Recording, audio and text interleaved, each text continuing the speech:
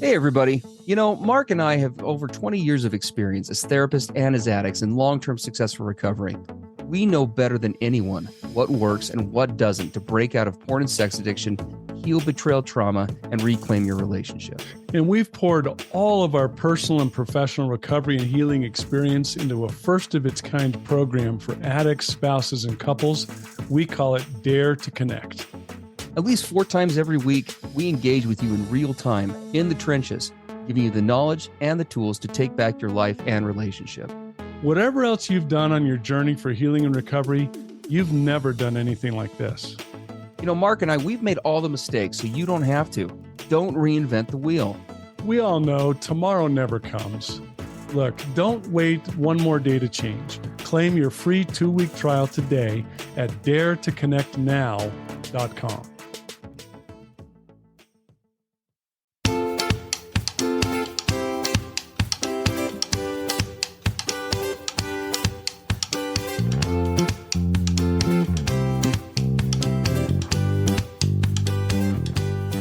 Hey, everybody. I'm Steve Moore. And I'm Mark Castleman. We know the pain and heartbreak of porn and sex addiction. And we know the triumph of breaking completely free. Every day, we help our clients find hope and healing. Join us in the fight to take back your life, your marriage, and be stronger than ever. This is the PBSC Squared podcast.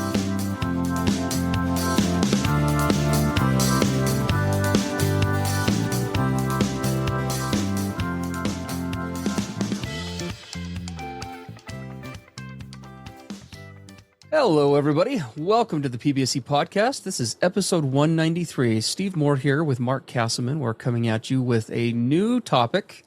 Well, I guess new topic is probably incorrect. It's an old topic that we're revisiting in kind of a unique way. We actually got a really good submission from an addict partner, wanting to know a little bit more about, as you guys can see in the title, what are each of our roles, right, in rebuilding this trust and this safety component in a relationship following betrayal. And it's a great topic. Again, not one that we haven't visited before, but nevertheless, one that does have a lot of different facets to it and areas. And we thought this would be a good one to kind of jump into as we, or a good question to read as we kick this off. So I'll read this out loud, and then we will start to tackle and break down exactly what is, quote unquote, his role and, quote unquote, what is her role in this recovery process. So here we go. Hello, I have been listening for a few months now, and I have a question. A little backstory: I have been, as far as I know, addicted to sex and porn for most of my life, for about 30 years, he says, until recently, when I have been trying to do something about it by understanding it and the underlying issues. About 2 to 3 years ago is when I had an affair. He says no sexual contact, but flirting and hiding everything, so definitely an emotional affair is what we would classify that as. My wife found out about it, and it's been downhill ever since. We have not gone to therapy. We have gotten some books and have been listening to your podcast for a little while. I fear I have made some improvements. I feel I have made some improvements personally as a result. I guess what I am trying to ask is, when or how long does it take being faithful, open, honest, and committed to her for her to start to trust again? I know that it may take the rest of my life for that to happen. I am in desperate need of help, and I don't know where to go. I do not know who to talk to, and I don't know how to talk to her. My work has a chaplain service, and I talk with them usually every Friday. But I don't know if it is helping or not, and I do not believe it is helping her at all. I don't believe that she talks with or to anyone about this. So it's kind of an interesting question, because we've I think, I don't know if we've ever had an addict actually write in about this before. We get questions similar to this from partners quite frequently, but as we go through this, right, there are a couple of things that this addict partner brings up, right? He's got this history with addiction and with pretty severe acting out. He's wanting to know, how long does it take for me to be doing certain things to get her to trust again? But also he reflects on, we're talking to a few people, but not many. She's not talking to anybody. I'm not sure if we're really getting anywhere, right? They're vocalizing what we hear so often. We're kind of floundering, right? We're kind of stuck. We're kind of treading water. This ship is not flying under the waves, but it's definitely not getting out of the waves, and it's kind of slowly holding and taking on water. And what do we do? Well, and I think one of the surprising things to people, even from the title of this podcast, it says, what is his role? And a lot of times you would think, okay, that's where the title ends. What is his role in rebuilding trust? Yes, You you're notice absolutely it right. says, what is his role and her role? And I guess in having said that, we first of all want to openly and readily acknowledge just how crazy hard it is for the partners of addicts, right? What do we always say? You didn't cause this. You didn't ask for this. You can't fix it, right? You're like this, person that's innocently driving along the road, and a drunk driver crosses the median and smashes into you. Now you end up in the hospital, intensive care unit from nothing that was your fault. And that's incredibly hard and difficult. And so one would say, well, why the heck would I have a role in rebuilding trust with everything you just said? And I think one of the things that Steve and I feel very passionately about is we always seek to help the partners who have been betrayed. We always want to try to invite you into a place of being empowered, right? Where is your power? Even in this horrible betrayal, even in things that you didn't cause, you didn't create, that you can't fix, with all that said, you still have a tremendous place of empowerment. And we want to help you to realize what that is and to step into it, and not just allow yourself to be stuck. I can't do anything about this. This is all up to him. So that's why we have that dual title, right? His role, her role, because it very, very much is the case. Absolutely. Well, and there really is a, just to drive home where we really do feel where so many partners are coming from. I think what we probably hear, one of the things we hear most from partners is just the lack of fairness around this, right? Absolutely. It's completely unfair, right? Because trauma, as we oftentimes say on here, is unfortunately a one-way street. A person can go into a relationship and act like a bull in a china shop, consciously or not, and cause all sorts of damage that unfortunately they can't magically undo. Mm-hmm. And that is an unfortunate reality, right? There's no way to take back trauma. There's no way to, right? The only way through trauma is to process it, to work through it, to utilize different skills to find healing from it. But you can't wind back the clock. And so, and thankfully, and I do use that term. I know that for a lot of spouses that can be hard to hear, but I do use the term thankfully. Spouses do have very much a capacity to play in terms of their own healing, which we do term as good news, because thankfully you're not subject simply to waiting on the other half of your relationship, right, to more or less get their act together and to start changing or to start doing things or whatever the case may be. Obviously, the relationship itself requires input from both people in order to do that. But when it comes to one's own personal growth and personal healing, that is just that. It is a personal journey for everybody involved, right? And so we did want to kind of start breaking this down a little bit and jump into some of the rules for rebuilding trust. And I think we probably would like to start on the addict side. This was an addict question that was sent in to us. And so kind of break down and look at, what are some of the things or the components or the principles behind this. Yeah. And so first and foremost, and hopefully this makes sense on a variety of levels, but Mark and I feel very strongly that the betrayer, as the one who led the charge into trauma and into pain and into a lack of safety and mistrust, the betrayer likewise is also the one who is primarily responsible, or ought to be the one leading the charge in the healing journey for the marriage. Right? There are lots of components to that that we want to cover. Well, let's say what we see with that a lot, because too often we see with guys who have struggled with addiction and now there's been betrayal in their relationship, we often see them too much playing a passive role and waiting, in essence, for their betrayed partner to get on their case, right? Rattle their chain, bring stuff up to them. How many times, Steve, do you and I have people that reach out to us for help? I'm trying to think of a percentage. What percentage of the time when a coupleship is in trouble like this, is it the betrayed spouse who reaches out to us as opposed to the addict? I don't know. It's got to be at least 80% of the time that it's the betrayed spouse kind of leading the charge. That might even be a bit generous on the addict side. Yeah, 90%. too often we do see spouses sadly doing that, even though that really isn't how it ought to be. Yeah, she has to usher ultimatums. She has to get threatening. She has to rage and get angry before he starts to take it serious. And then he waits for her to push the issues, and then he takes action. Well, and can we just tell you that Mark and I, we were part of the 80 to 90%? Yes, we were part of the ones waiting for the wife or partner to kick our butts to get serious. We wish we were part of the mythical 10, but we were not. No, no, we got way better at that as time went by. But initially, it was very much our spouses driving the process.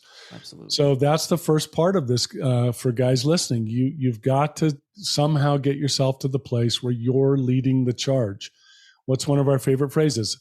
Lead out. Be proactive. Right? Lead out. Into the pain. Yeah, lean into the pain. Lead out the process. Be proactive. Offer stuff up.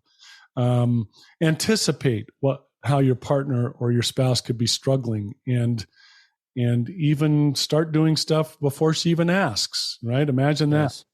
Absolutely. Well, and if we want to make sure that we this could easily be a podcast about all of that, and we do cover that on other podcasts. But if we were to kind of review that briefly and make sure everybody's owning their side of the street. There are a couple of key areas that we want to make sure every addict who's listening to this understands that they need to be taking on at a baseline. First is definitely providing accountability about the past, right? That absolutely 100% has to happen. Healing on the part of a partner is, at least as far as the relationship is concerned, in terms of a connecting dynamic, for most spouses that I think we work with, is extremely limited, if not completely stymied, when an addict is not willing to take accountability for what has happened, what they've done, what it's all involved, and how it has impacted both them and their partner.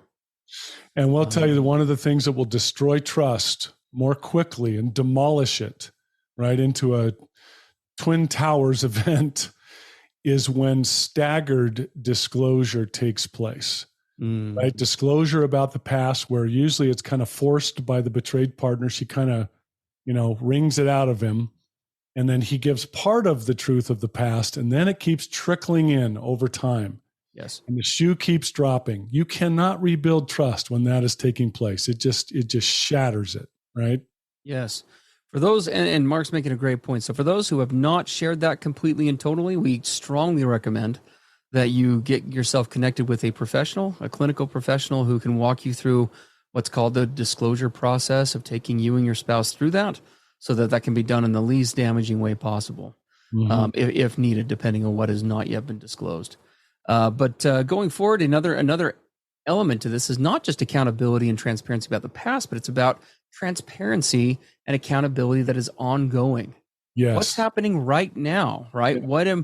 What am I doing right now from both an addiction acting outside, as well as what am I doing in terms of my own work, right? What am I doing to pave the way, right? And we're going to talk about that a little bit more in the next bullet point. But this ongoing dialogue is really the main theme here, right? It isn't just, okay, fine, I admitted it, I did this, I did that, I did all this stuff. What do you want from me?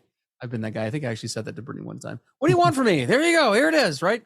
It's about the ongoing. It's the checking in, right? The daily check-ins we talk about on here all the time. We talk about these in Drill These Home and how to do them specifically in our Dare to Connect program for addict spouses and couples all the time, right? How that should be happening in a proactive way. No spouse of an addict should be left in a place of wondering what is going on in their partner's recovery. If your partner is wondering where you're at, that's a problem. They should know at any given time, both through your own proactive efforts, and you need to be providing an environment that is safe enough for them, that sends the message that they can ask. That's right. And that they're going to be able to do that without consequence or without blowback.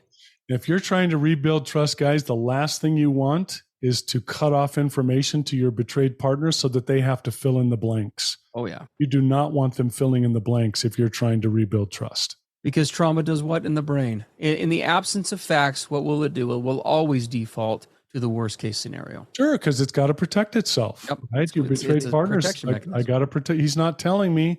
I don't know when the shoe's going to drop. I don't know what he's doing. And so I've got to fill in the blanks to protect myself. I better assume that these other things are going on. So when I inevitably find out that they are, I'm not hurt more. Exactly. Right? So you are shooting yourselves in the foot, guys, and your wife in the back. You in the foot, her in the back by doing that. So please do not do that. Yep. Cultivating, practicing, and expressing empathy for the pain of their betrayed partner. Man, one day we just thing. Oh my gosh, one day we just need to do a podcast on empathy because that's probably a we probably should. But man, and I know this was true for you, Steve. How many times in my early to midterm recovery did I just dread my wife expressing her pain? Oh man, here we go. And I would just, what would it trigger in me? Massive shame, massive shame. And I didn't want to lean into her pain. I wanted to get as far away from it as I possibly could, right? Sure. Absolutely. So important. And so what would we do in reaction to that? We would feel the shame, and then we would react with what? Ego, pride, defensiveness, blaming, gaslighting, blame shifting, right? They're all going stoic, going silent, shutting down. Yes. Yeah, all that stuff. Right. So this empathy, leaning in, and there's a process to it. We go and we do crazy deep training with our Dare to Connect guys in recovery about this process. But in essence, it's not just about being transparent about what has happened in the past or what's happening currently with regard to my addiction. That's important to disclose. But whenever I disclose, I need to have done my work. Here, I've done my work with my support system. Here's why I think these behaviors happened, right? I've dug deep through the layers. And very important, here's what I'm going to do going forward so that these behaviors can change. Yep. Right? Disclosure always has 3 aspects. Yeah, you stopped with disclosure has 3 aspects. I thought you were going to say something. Oh, you thought I was going to fill it in. Yes.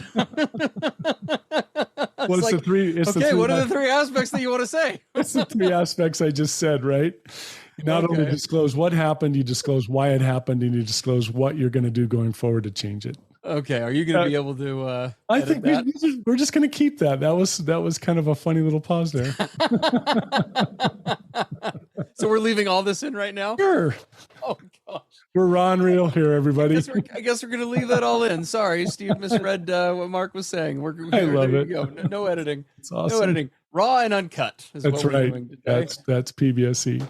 No, but absolutely. Well, and there can't be enough evidence or enough emphasis placed on this plan going forward, right?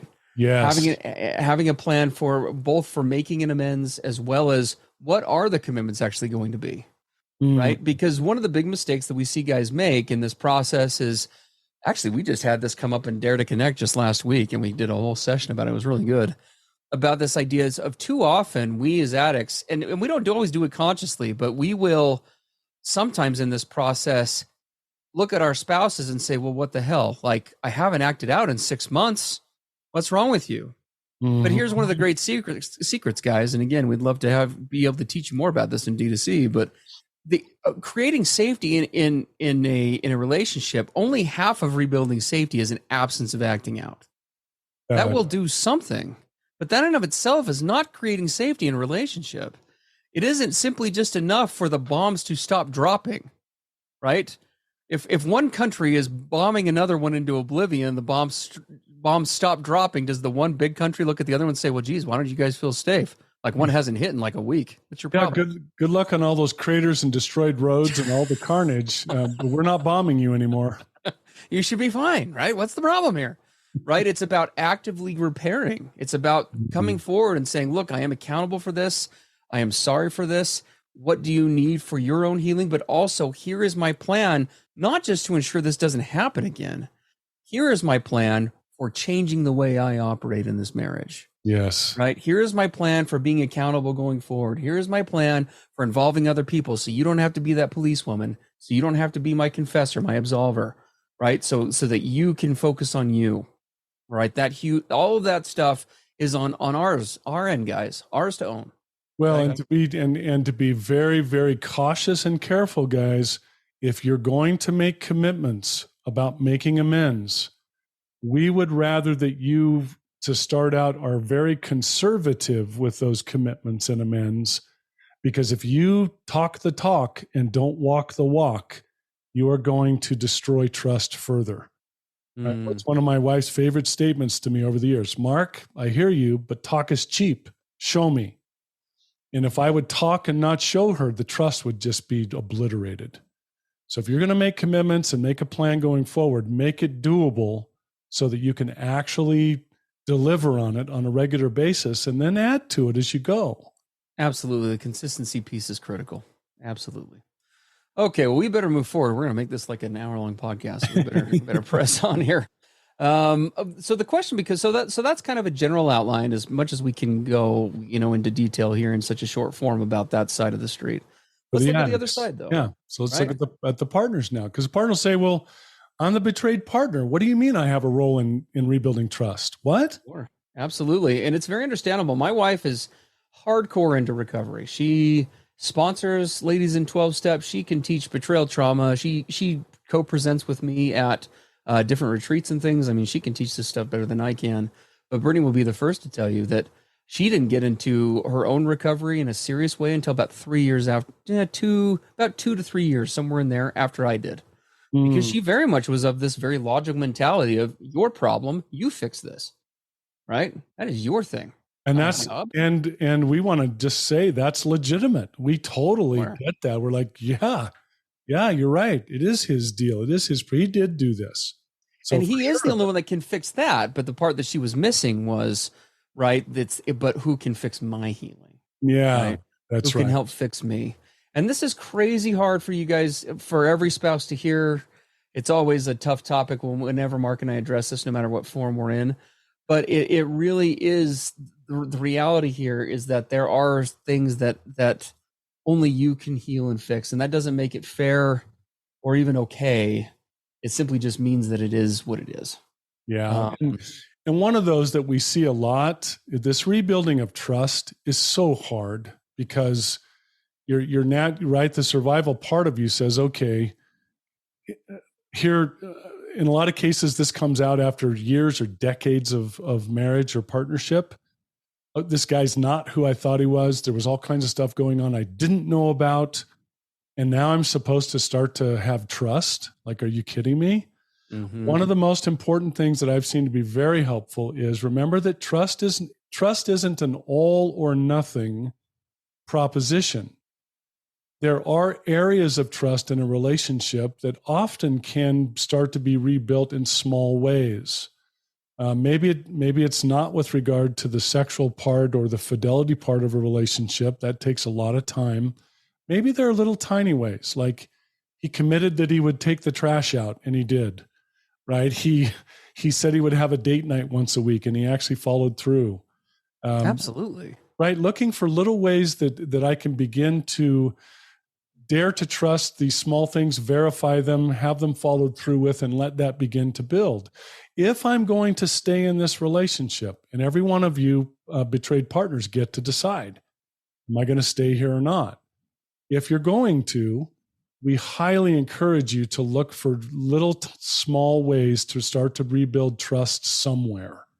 If you're going to stay, you need to have that in order to keep going. Yes, absolutely. No, the consistency piece, I mean, whether spouses recognize it or not, right? Their evidence-based brain, just like anyone else's, is desperate for new information. That's part of the healing process, right? Is a new narrative unfolding. In order for one to believe that something is different, particularly after complex, repeated betrayal, talk is cheap. And for most spouses, they would say that's a really big understatement, right? We've both worked with many spouses where they have vocalized that him saying he's going to change, they get to the point where they just will cut him off mid-sentence. I don't want to hear that one more time. Do not tell me that again. I just want to see it. Don't say it. Don't preach about it. It has to be different. Like, I don't even want to hear it, right? And so that is absolutely critical. But on the step of a partner, right? Likewise, just like there are pieces to this that he needs to be doing to set the stage for your healing. There are active steps that spouses can and need to be taking in order to find their own healing. This isn't in our notes for today or in our production schedule, but I'm just going to throw it out there because it's true. Your husband, the person who has betrayed you, cannot in fullness be your source of healing. Okay, that is an unfortunate reality that most spouses have a hard time reconciling with. Mine did as well, and I think Mark's did too. Right? Because with any other situation, with any other anything, who do we go to in a marriage? Or who do we go to when we're facing something? Our partner, our significant other. They're the person that we're going to turn to, right? For support, to work it out, collaboration, whatever the case is. But in this case, which is, unfortunately unique, the very person that we would usually go to is the problem. Yeah. Right? Not in terms of a total identity, but that's how that's how the traumatized brain sees them. We would never ask a trauma victim to go to the perpetrator and say, find healing there. You have to have more people and a support system on board of people that you can be turning to who are not tied in with that system, particularly at the beginning, to be able to really cultivate a healthy, rapid, optimized healing process. Yeah. And there are lots of ways to do that. You know where the obvious first plug is going to be. We can't recommend anything better than our Dare to Connect program for addicts, spouses, and couples. It provides accountability, transparency, honesty, assignments, input, advice, support, all in a community-based setting where you can be getting all of that interactivity, not just from us, but from everybody else in the program, 4 times a week. So there's really nothing better that we could honestly recommend to you than that. If there was something better, we would have made that instead, but that is what we know. That being said, there are lots of others, right? A therapist can be really helpful for one-on-one work. Getting involved in a 12-step group, right? We do have those incorporated as part of our D2C program, and they're integrated in there and come built in if you elect to subscribe. But there are lots of 12-step based fellowships out there for partners of addicts. Whatever it may be, please, please, please don't make the mistake that too many spouses have done, that my spouse did for too long. And that's try to either A, do this solo, or B, just with you and the person that's hurt you. Yeah. You will really, really flounder. Yeah. You've got to create and get engaged with an outside support system. Yes. It doesn't rely just on your partner. Totally. Yeah.